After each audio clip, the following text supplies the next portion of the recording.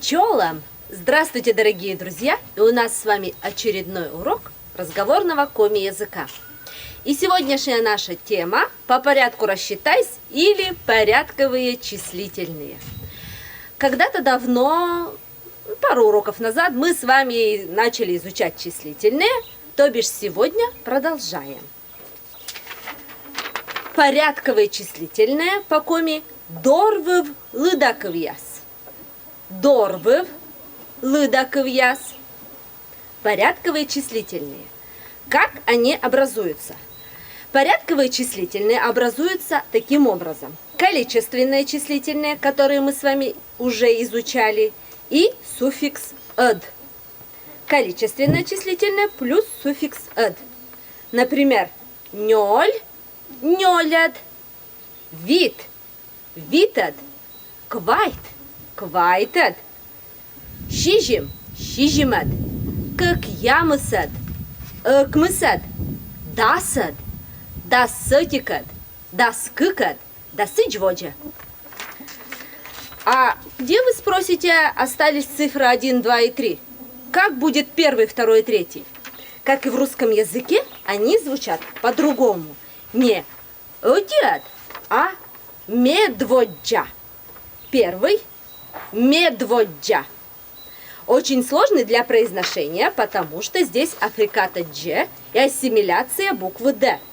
Медводжа. Второй мед. Мед. Замечательное слово, состоящее из 3 букв. И третий коймед. Коймед. Очень похоже на куймед, но надо произносить коймед.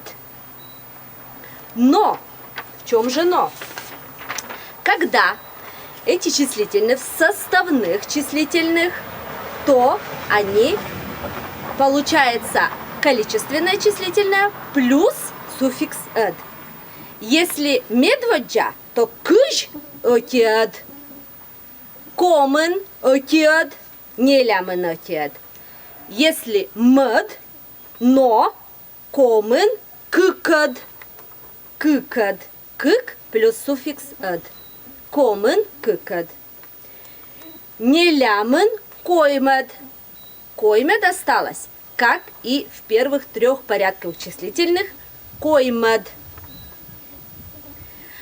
Если в составных числительных суффикс «ed» присоединяется только к последнему числительному.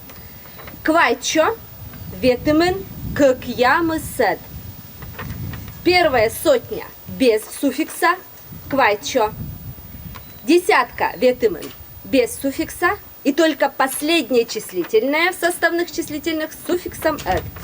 Кыкямысед. Квайчо, ветемен, кыкямысед. Надеюсь, все всем понятно. Повторяйте коми-числительные. Адишлетач.